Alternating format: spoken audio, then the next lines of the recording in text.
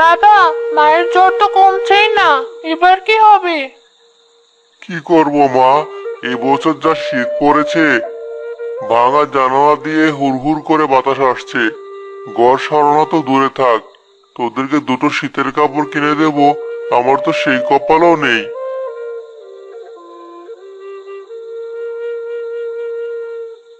তুমি কাঁদছো কেন? সব ঠিক হয়ে যাবে। তাছাড়া সকালে তো আমাকে জমিদার বাড়িতে যেতে হবে। না না মা, এই শরীরে আমি তোমাকে কিছুতেই যেতে দেব না। মা, কাজ না করলে খাবো কি? আমাকে যে কাজে যেতেই হবে। না তোমার মা, তোমাকে কাল আর কাজে যেতে হবে না। আমি তো জমিদারের বাড়িতে যাবই। আমি না হয় তাদের বুঝিয়ে বলবো। তোমার কথা কি আর তারা শুনবে? কাল আবার শহর থেকে জমিদারের নাতিপুতিরা আসবে। না না, কাল আমাকে যেতেই হবে। বেশ, সে কালকে দেখা যাবে। এবার তুমি ঘুমাও তো মা। হ্যাঁ, তুমি একটু ঘুমানোর চেষ্টা করো। আমি না হয় জানালার ভাঙা অংশটা কাপড় দিয়ে ঢেকে রাখি, তবু কিছুটা হাওয়া কম আসবে।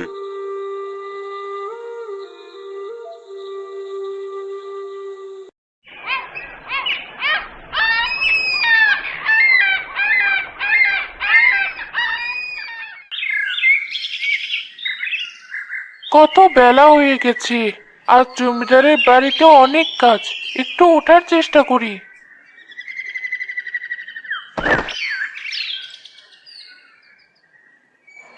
একি মা, তুমি এই শরীরে কোথায় যাচ্ছিলে?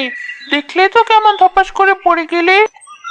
মা, আমাকে যে যেতেই হবে। না গেলে কাজটা হাতছাড়া হয়ে যাবে। তখন যে সংসারটা ঠিক মতো চলবে না মা। তাই বলে জ্বর গায়ে তুমি সেখানে যাবে? না না, আমি তোমাকে কিছুতেই যেতে দেব না। হ্যাঁ তোমার মা, তোমাকে যেতে হবে না। আমি তো যাচ্ছি। আমি জমিদারের বউকে ঠিক বুঝিয়ে বলবো।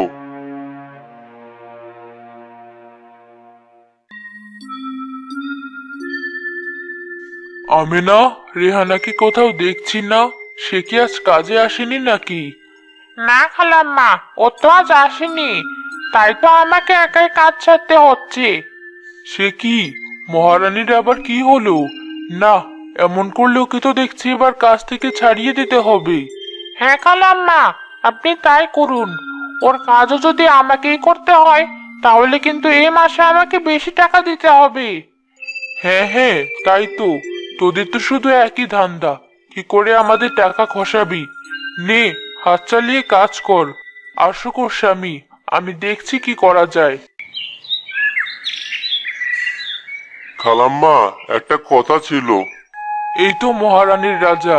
কি খবর জলিল? তোর বউ আজ কাজে আসেনি কেন? শোন বাপু, এভাবে কাজ করলে আমি কিন্তু মাইনে কাটতে বাধ্য হব। না না খালাম্মা, এটা আপনি করবেন না। আসলে ওর গায়ে আজ খুব জ্বর, তাই তো কাজে আসতে পারিনি। ঢং দেখে বাঁচি না, গরিবের আবার কিসের জ্বর?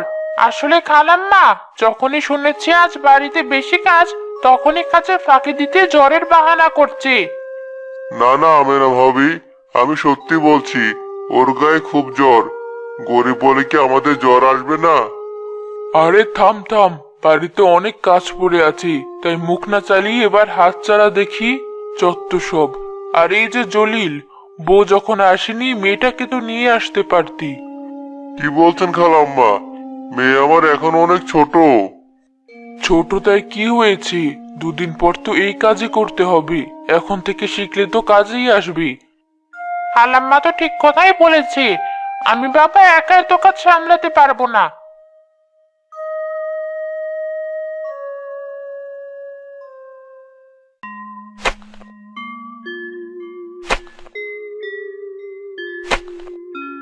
কিরে জলেল, তোর আর কতক্ষণ লাগবে? শহর থেকে ছেলে মেয়েগুলো তো এখনই চলে আসবে। এই তো জমিদার সাহেব, আমার সব কাজ হয়ে গেছে।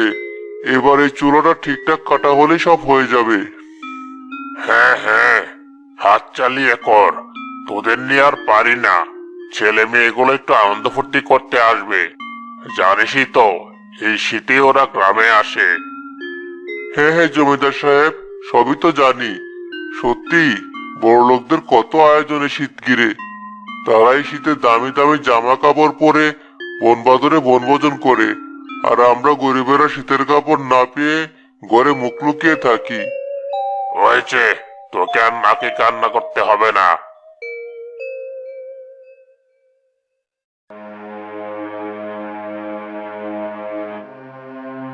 মা, এখন তোমার কেমন লাগছে? আর কেমন লাগবে মা, জ্বরটা মনে হয় এখনো কমেনি। যা শীত পড়েছে, আমার জন্য তোর কত কষ্ট হয়ে গেল।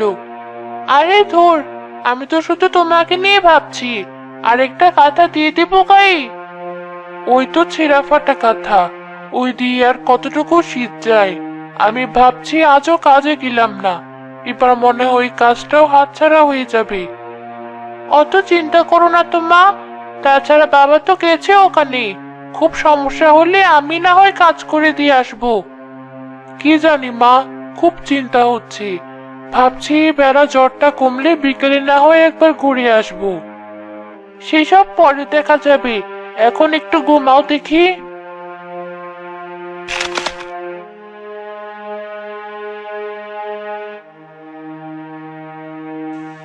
এই যা, ছিঁড়া সোয়েটারটা আরো ছিঁড়ে গেল। এটা পরলে এখন তো একদমই শীত যাবে না।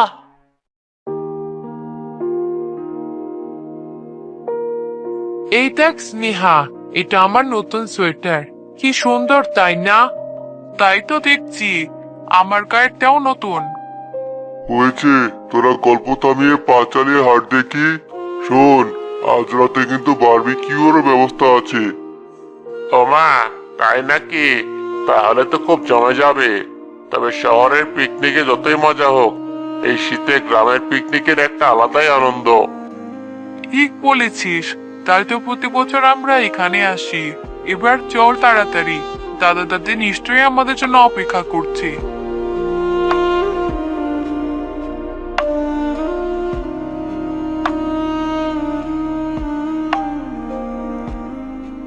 এই যে জলিল চাচা, কেমন আছো? আরে রিফাত বাবা, তোমরা তোমরা সবাই চলে এসেছো? হ্যাঁ চাচা, কিন্তু এই শীতে তুমি এমন পাতলা একটা জামা পরে আছো কেন? তোমার শীত করছে না? গরিবের আবার কিসের শীত মা, আমার কিছু হবে না। এই যে দাদু ভাই, দিদি ভাই, সবাই চলে এসেছো। কিন্তু ওখানে ওর সাথে কিসের কথা তোমাদের? দাদা, কেমন আছো তুমি? ভালো আছি দাদু ভাই। আর তোমাদের দেখে তো এখন আরো ভালো হয়ে গেছি। তাই নাকি?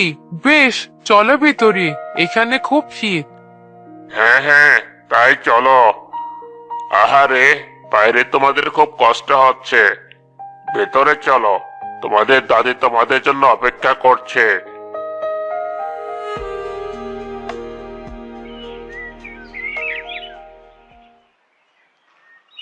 আজ তো রান্নাটাও হলো না, মায়ের নিশ্চয়ই খুব খিদে লেগেছে।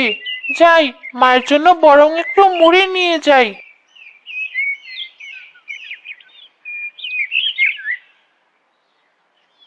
রেহানা ভাবি, ও রেহানা ভাবি, বাড়িতে আছেন? আরে সুজন চাচা, তুমি এখানে?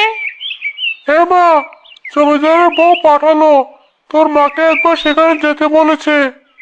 কিন্তু মায়ের তো গায়ে জ্বর। আমি জানতাম খালাম্মা ঠিক লোক পাঠাবে, আমাকে যেতে হবে মা।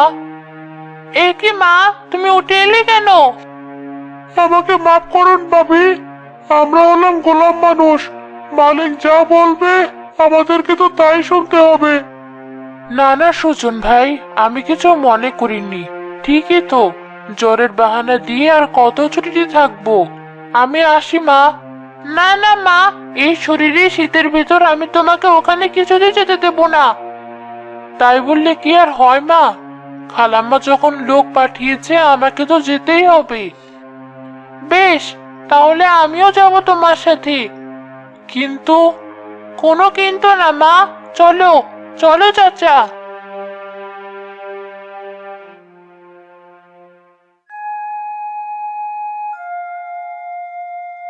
দেখলেন তো খালাম্মা, রেহানার কি তেজ।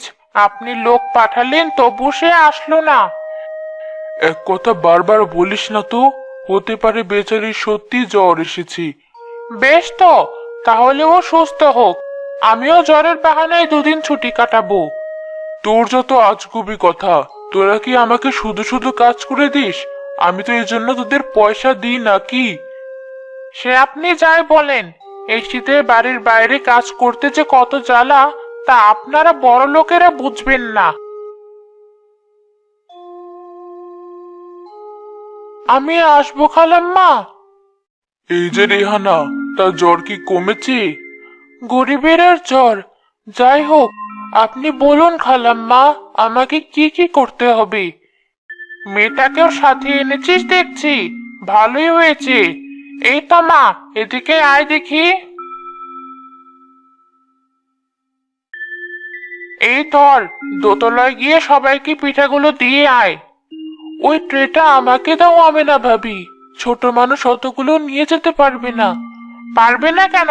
শোন রেহানা, গরিবের ঘরে যখন জন্মেছে এসব তো করেই খেতে হবে, ওকে আর তুলো তুলো করে রাখিস না। কিরে তো মা, পারবি না?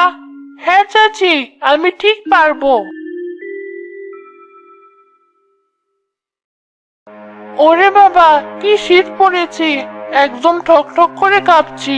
ভালোই ভালোই ট্রেটা নিয়ে উপরে উঠতে পারলেই হলো।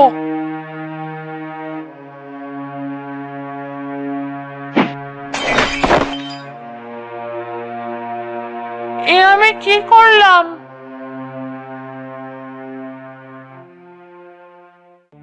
হায় হায়, আমার এত দামি প্লেট ট্রে সব ভেঙে ফেললো।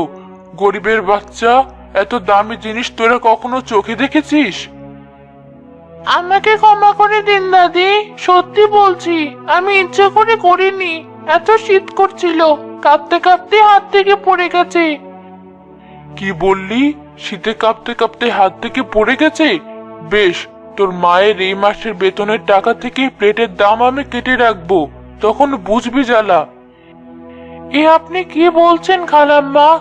ওই তো মাত্র কয়েকটা টাকা, তার মধ্যেও যদি টাকা কাটেন তাহলে আমাদের কি করে চলবে? অত শত জেনে আমার কাজ নেই। শীত যখন তোদের এতই সহ্য হয় না, তাহলে তো বাড়িতেই থাকতে পারিস। খালাম্মা, আমার মেয়েটাকে আপনি মাফ করে দিন, আমি হাত জোড় করছি, তবুও আপনি টাকা কাটবেন না। হ্যাঁ দাদি, আমরা অনেক গরিব, দয়া করে আমার মায়ের টাকা কাটবেন না। আচ্ছা যা, এবারের মতো ছেড়ে দিলাম, তবে এরপর যদি... না না দাদি, এরপর আর কোনো ভুল হবে না।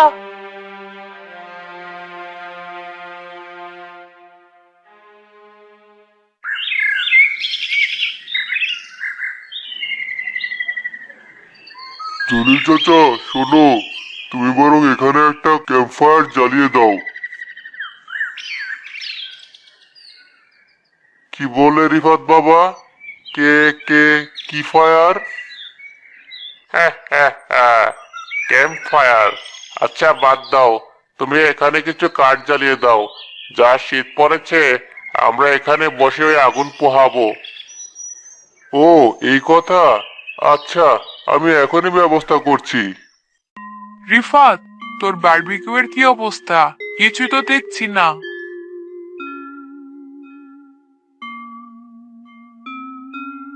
দেখ, মেয়েটা কেমন শীতে কাঁপছে। আহারে, গায়ের সোয়েটারটাও তো দেখছে একদম ছিঁড়ে গেছে। এই মেয়ে, শোনো। আমাকে ডাকছেন ভাইয়া? হ্যাঁ হ্যাঁ, তোমাকেই ডাকছি, এদিকে এসো।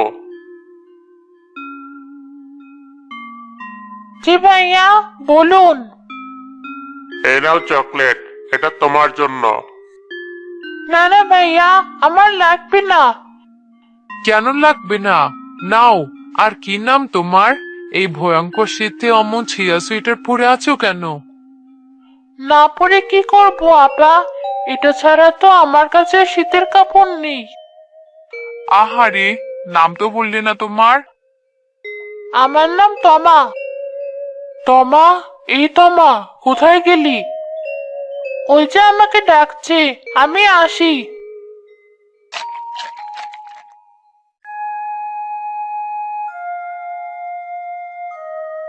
এ কি, এটা তুই কোথায় পেলি? বল কোথা থেকে চুরি করেছিস এত দামি চকলেট? বিশ্বাস করুন দাদি, এটা আমি চুরি করিনি। এটা তো আমাকে ওই আপা ভাইয়েরা দিয়েছে। মুখে মুখে তর্ক! এমন মার মারবো তখন বুঝবি। আরে, রান্নাঘর থেকে তোমার গলার আওয়াজ আসছে মনে হচ্ছে। তাই তো, চল তো গিয়ে দেখি। কে হয়েছে দাদি? ওকে তুমি বকছো কেন? বকবো না তো কি করব? আর তোদেরও বলি হারি, ব্যাগ ট্যাগ সাবধানে রাখবি না। ওই দেখ, তোদের ব্যাগ থেকে দামি চকলেট চুরি করে খাচ্ছে। ছি ছি দাদি, এসব তুমি কি বলছো? ওটা তো ও চুরি করেনি, ওটা তো আমরাই ওকে দিয়েছি। দেখলেন তো খালাম্মা, আমরা গরিব হতে পারি কিন্তু চোর না। ওই চকলেট দেওয়ার আর মানুষ পেলি না? কুকুরের পেটে কি ঘি সহ্য হয়? এসব বলো না তো দাদি। এসো তমা, তুমি আমাদের সাথে এসো। আদিক্ষেতা, ছোট মুখে একটা বড় কথা বলি খালাম্মা। ওই মেয়ের সাথে আপনার নাতিপুতিদের মিশতে দিয়েন না। এই, চুপ কর। যাক বাবা, আমি আবার কি করলাম?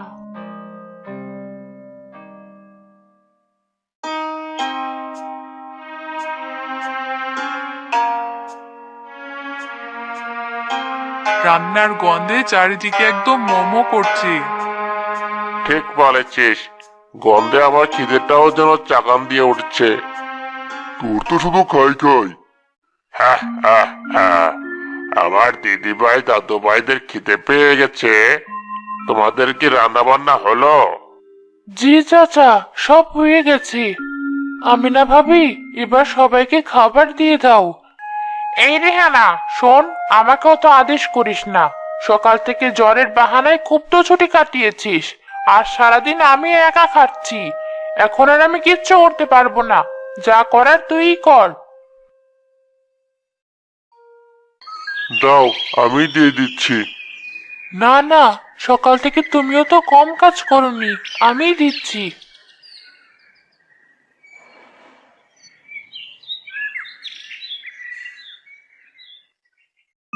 দাও চাচি, তোমাদের রান্নার গন্ধে আমি তো আর স্থির থাকতে পারছি না।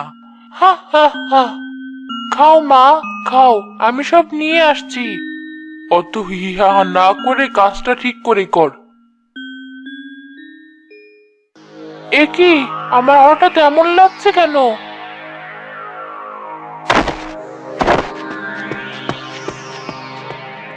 মা, মা তোমার কি হলো? হাই হাই, চাচি মাটিতে পড়ে গেল কেন? চল তো গিয়ে দেখি। হ্যাঁ হ্যাঁ, চলো। এ কি, চাচির গায়ে তো অনেক জ্বর। তোমরা এই শরীরে তাকে তো কাজ করাচ্ছ? বাবা, মা কথা বলে না কেন? এ কি হলো? তোমার মা, তোমার মা কথা বলো। না না চাচা, এটা তোমাদের মোটেও ঠিক হয়নি। এই শীতে এমন ঠান্ডা এত কাজ করলে যে কেউ অসুস্থ হয়ে যাবে। তার উপর চাচির গায়ে এত জ্বর। কি করব বাবা, আমরা যে গরিব, শীত ভেবে ঘরে শুয়ে বসে থাকলে আমাদের যে চলবে না। দাদি, তুমি জানতে না চাচির গায়ে এত জ্বর, তবু তাকে দিয়ে কাজ করাচ্ছ? না মানে, এইসব কথা পরে হবে। আগে চাচিকে ঘরে নিয়ে চল। আরে আরে, করিস কি? ওই কাজের মেয়েটাকে আমাদের ঘরে তুলবি নাকি? ছি ছি দাদি, এ তুমি কি বলছো? কাজের মেয়েটাতে কি হয়েছে? চাচিও তো মানুষ। এই চল, সবাই চাচিকে ঘরে নিয়ে চল।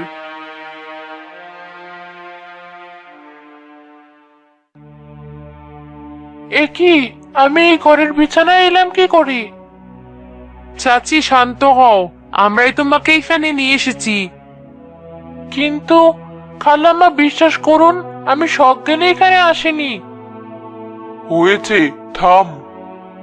দাদি, এভাবে বলছো কেন?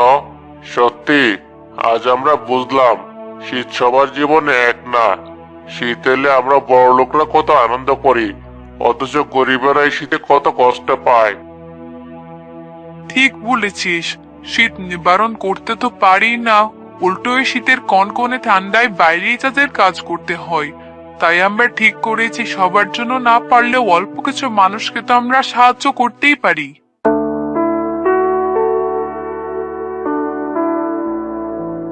ঠিক তাই, এই নাও তমা, তোমার জন্য শীতের কাপড়।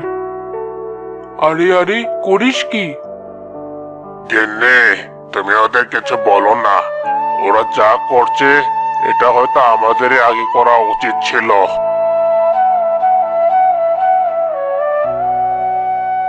কিন্তু জমিদার সাহেব, একদম চুপ। আমাদের কাছে আরো অনেক শীতের কাপড় আছে, এগুলো তো ওদের জন্য। আমরা চাইলে আবারও কিনতে পারবো, কিন্তু আমাদের এই পুরোনো শীতের কাপড়গুলো পেয়ে যদি কেউ নিজের শীত নিবারণ করতে পারে, সেটাই বা কম কি? শুধু এইটুকু করলে হবে না দাদা, আমাদের সাধ্য মতো ওদের জন্য কিছু বাজার ঘাটও করে দিতে হবে। সত্যি মা, তোমাদের দেখে অনেক অবাক হচ্ছি। এভাবে বলো না চাচি, প্রতিবার শীতে বনভোজনের জন্য আমরা বিনা কারণে অনেক খরচ করি। এবছর যদি তোমাদের জন্য এটুকু করতে পারি তাহলে আমাদের খুব ভালো লাগবে। ধন্যবাদ আপু, সত্যি তোমরা অনেক ভালো। তুমিও অনেক ভালো। এসো, এবার তুমি আমাদের সাথে বসে খাবে। কিন্তু দাদি যদি বকে? আমার দিকে তাকাচ্ছিস কেন? সবাই যখন এত করতে পারলো, আমি কেন পারবো না? শোন রেহানা, তোর জ্বর না কমা পর্যন্ত তোকে আর কাজে আসতে হবে না। তার জন্য আমি তো টাকাও কাটবো না।